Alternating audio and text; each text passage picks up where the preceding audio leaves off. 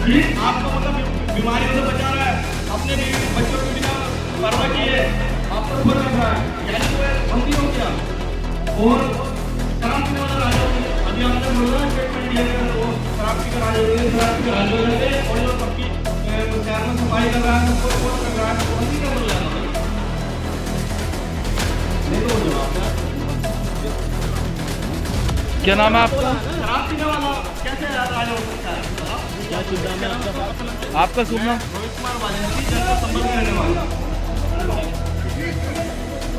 अरे यार उत्तर प्रदेश जनपद मुरादाबाद में आज भारतीय वाल्मीकि धर्म समाज ने पंचायत भवन सभागार में अपना एक कार्यक्रम किया, जिसमें मुख्य अतिथि के तौर पर सुहेल देव, भारतीय समाज पार्टी के डॉक्टर अरविंद राजभर और उनके सभी कार्यकर्ताओं को आमंत्रित किया गया था और सभी कार्यकर्ता इस कार्यक्रम में पहुंचे। और अरविंद राजभर जी ने मंच से वाल्मीकियों के लिए कहा कि एक सफाई कर्मचारी शराब पीकर राजा बन जाता है, जिस पर वाल्मीकि समाज बुरी तरह से भड़क गया। मंच पर काफी देर तक हंगामा चलता रहा और इस शब्दों से वाल्मीकि समाज में बड़े पैमाने पर रोष और गुस्सा देखने को नजर आया, जिसका विरोध करते हुए रोहित वाल्मीकि ने कहा कि अरविंद राजभर जी ने जो स्टेटमेंट दिया है कि ये एक सफाई कर्मचारी भंगी से शराब पीकर राजा बन जाता है, जिस पर मैंने उनसे मंच से ये पूछा कि शराब पीने वाला राजा होता है या शहर को स्वच्छ बनाने वाला राजा होता है?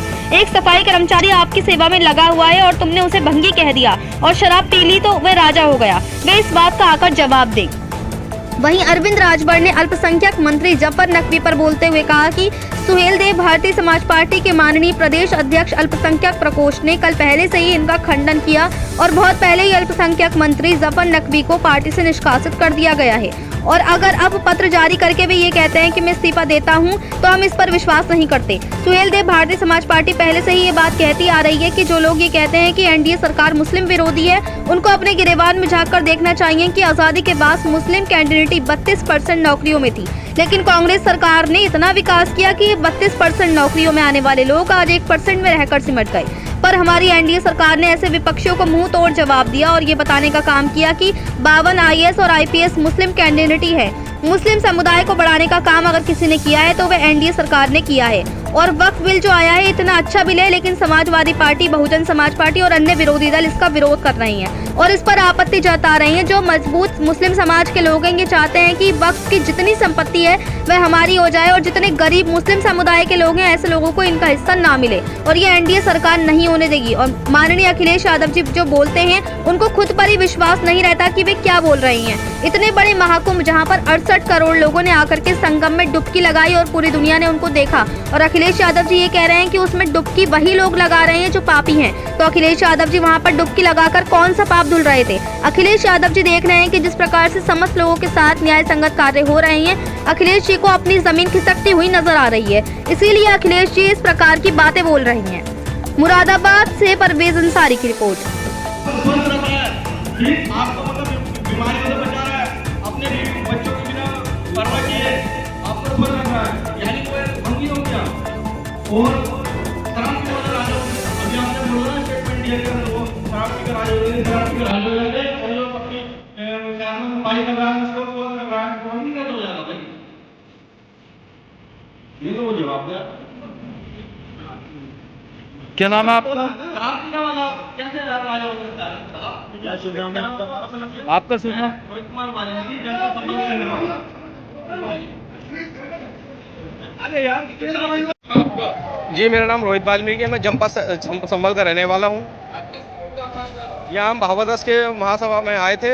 यहाँ वहाँ कोई पूर्वांचल के नेता हैं, डॉक्टर अरविंद राजभर जी, उन्होंने स्टेटमेंट दिया मंच द्वारा कि एक सफाई कर्मचारी भंगी से शराब पीकर राजा बन जाता है। अब मैं उनसे ये पूछना चाहता हूँ, मैंने मन से ही पूछा उनसे कि एक शराब पीने वाला राजा होता है या शहर को स्वस्थ रखने वाला राजा होता है? भाई, एक सफाई कर्मचारी तुम्हारी सेवा में लगा हुआ है, ठीक है, उसे तुमने भंगी कह दिया और शराब पी ली तो उसने वो राजा हो गया। अब मैं उनसे ये तो पूछना चाह रहा हूँ, उन्होंने मेरी बात का जवाब नहीं दिया।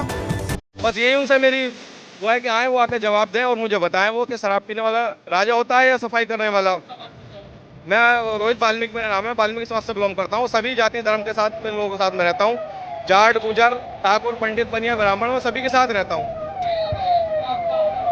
हाँ, मैं खुल के विरोध करता हूँ जी, बिल्कुल विरोध करता हूँ जी। मैं उनका कहना ये था कि जो शराब, जो सफाई कर्मचारी गाँव में सफाई करने के बाद में भंगी से शराब पीकर राजा बन जाता है, यानी वो सफाई कर रहा तो भंगी हो गया, ये उनके शब्द थे।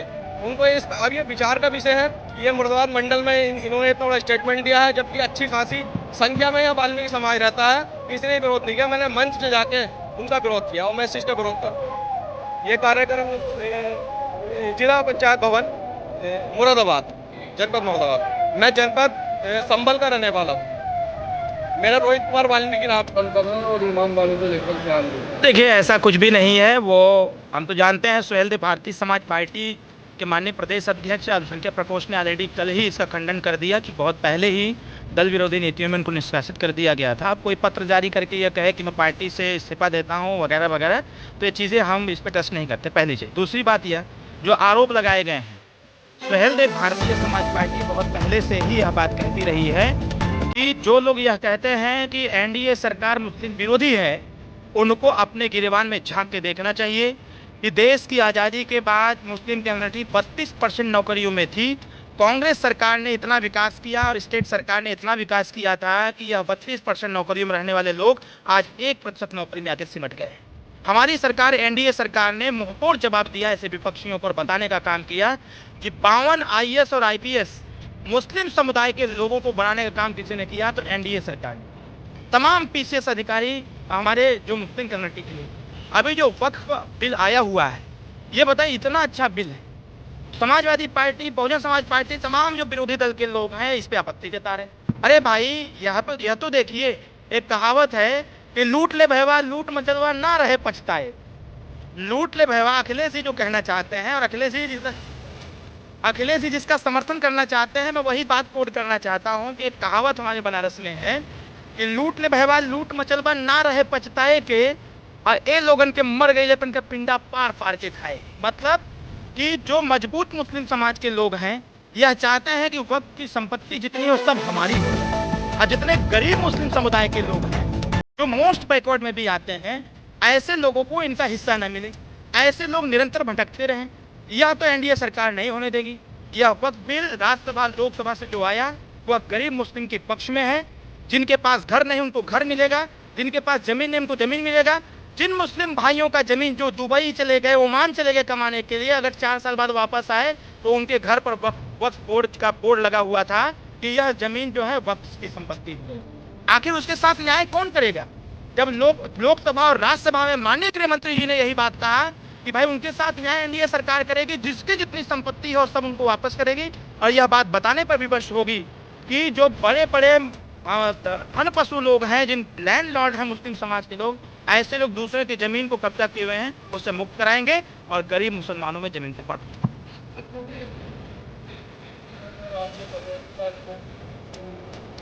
ऐसा नहीं है। देखिए, कुछ चिंतन मंथन भी होता है। जैसे जब कोई नेता बोलता है तो हम लोग ऐसे बैठे रहते हैं तो चिंतन करते हैं कि आखिर ये कितना बोल रहे हैं, क्या बोल रहे हैं। नहीं सोना तो उसको कह सकता है, उसका आकलन करना तो आप लोगों का काम है कि क्या था। और सबसे बड़ी बात कि इसकी तो पुष्टि तो वही कर सकता है जिसको इससे पाया गया होगा, पहली चीज़। दूसरी चीज़ ये है कि माननीय अखिलेश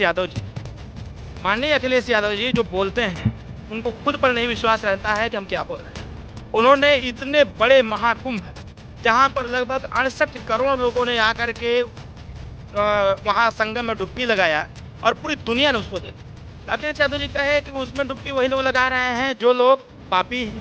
तो अखिलेश यादव जी 11 डुबकी लगा के कौन सा पाप धुल रहे थे, उनको कुछ समझना चाहिए। तो अखिलेश जी भयभीत हैं क्योंकि जिस प्रकार से समस्त लोगों के साथ न्याय संगत कार्य हो रहे हैं, अखिलेश जी को अपनी जमीन खसकते हुए नजर आ रही है। इसीलिए अखिलेश जी इस प्रकार की बात